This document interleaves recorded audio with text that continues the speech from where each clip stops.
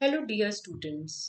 आज हम अपना साइंस का थर्ड चैप्टर स्टार्ट करेंगे जिसका नाम है एटम्स एंड मॉलिक्यूल्स।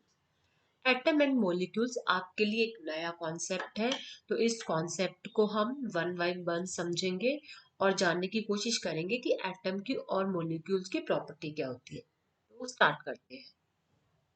डेमोक्रेटिस और लूसिपस जो दो साइंटिस्ट थे, इन दो साइंटिस्ट ने ये कहा कि जो हमारा मैटर है, अगर हम मैटर को डिवाइड करते रहे तो एक ऐसी स्टेज आएगी जब हम मैटर को और ज्यादा डिवाइड नहीं कर सकते, यानी कि और ज्यादा छोटे टुकड़ों में उसको हम नहीं बांट सकते।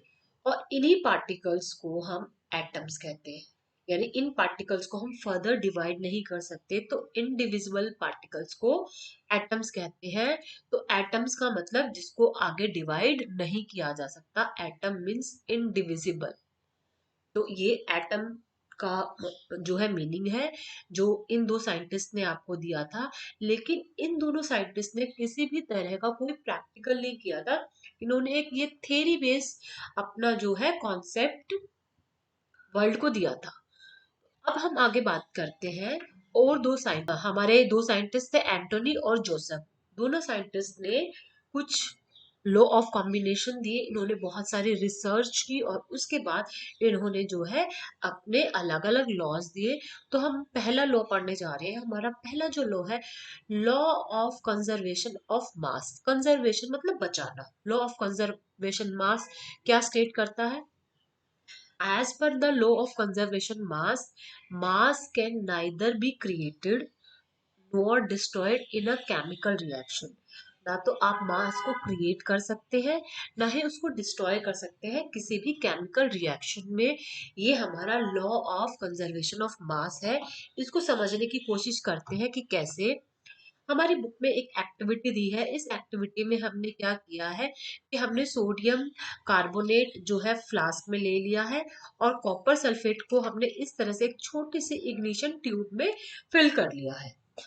और इस तरह से हमने फॉर्मूले लिख लिए हैं। अभी शायद आपको ये फॉर्मूले लिखने ना आते हो, तो अभी जैसे ये हमारा क्या है, कॉपर सल्फेट, और ये बच्चों क्या है, सोडियम कार्बोनेट। इसको हमने ले लिया और इन दोनों का हमने वेट कर लिया कि ये कितनी क्वांटिटी में है और ये कितनी क्वांटिटी में है, और दोनों को ऐड कर लिया।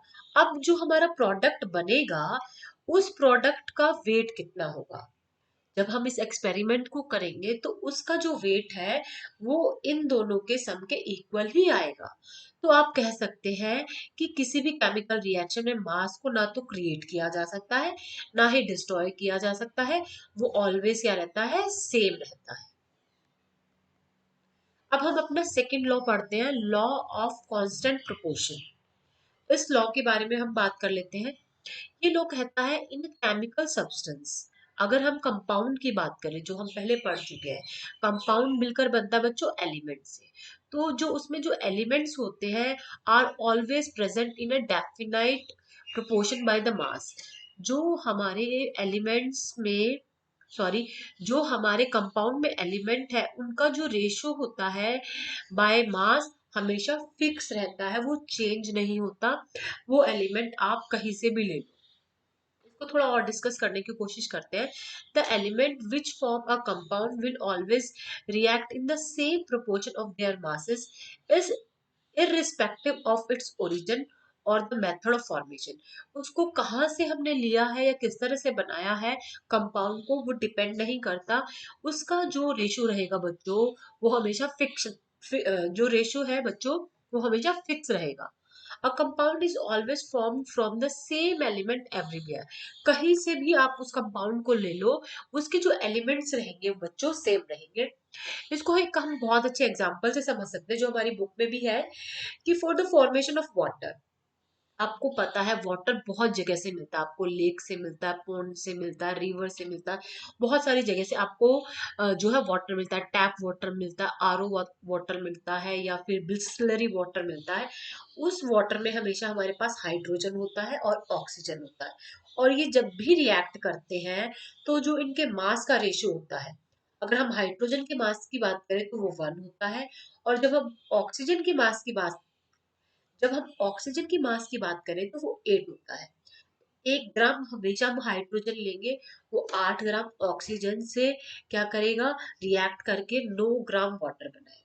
हम बात करें कि हमारा हाइड्रोजन 2 ग्राम है, तो हमारा ऑक्सीजन 16 ग्राम हो जाएगा, और इस तरह से हमें कितना मिल जाएगा, दोनों को ऐड करने से 18 ग्राम वाटर।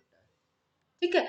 तो हमें तो हमेशा किसी भी कंपाउंड को बनाने के लिए जो एलिमेंट का मास रेशो होता है वो सेम होता है, वो फिक्स होता है, वो चेंज नहीं होता।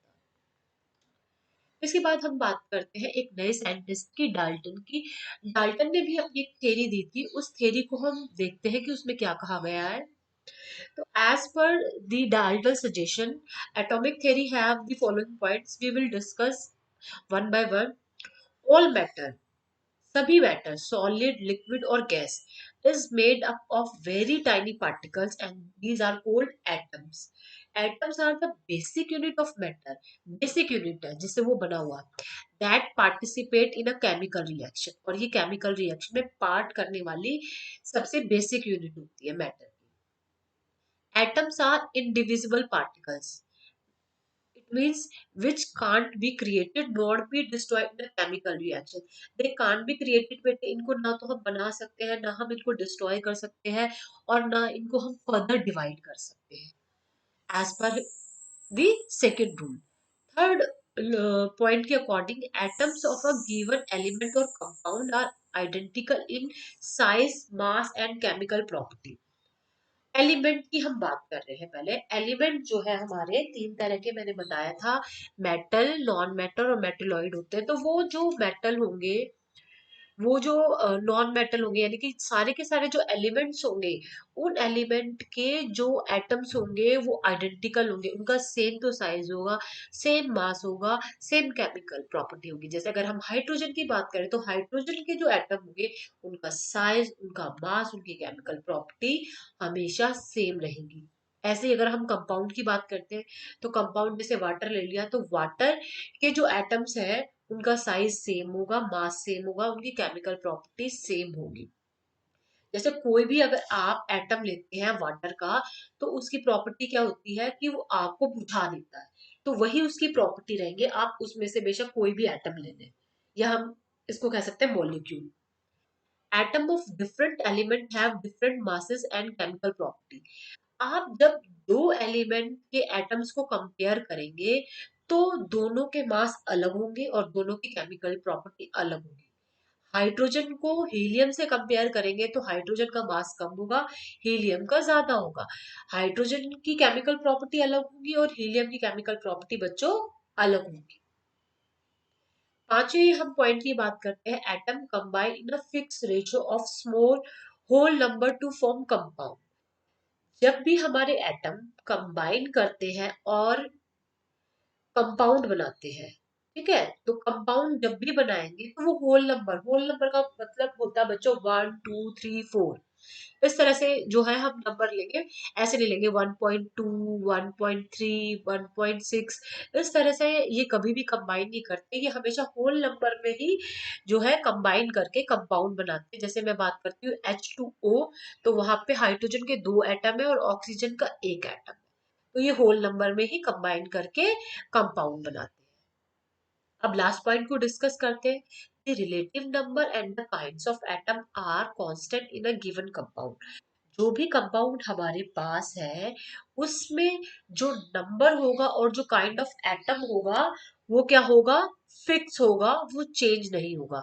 किसी भी कंपाउंड में जो हमारे एटम्स है, उसके नंबर क्या होते हैं बच्चों, फिक्स होते हैं, वो चेंज नहीं होते हैं, एज पर डाल्टन एटॉमिक थ्योरी। तो ये थ्योरी हमने डिस्कस की एटम्स के बारे में, कि हमारे साइंटिस्ट ने किस तरह से एटम के ऊपर रिसर्च की और हमें एटम के बारे में बताया। इस चैप्टर को आप अच्छे से लर्न करेंगे, और अगर कोई प्रॉब्लम होगी तो मुझसे डिस्कस करेंगे। ये वीडियो देखने के लिए थैंक यू सो मच।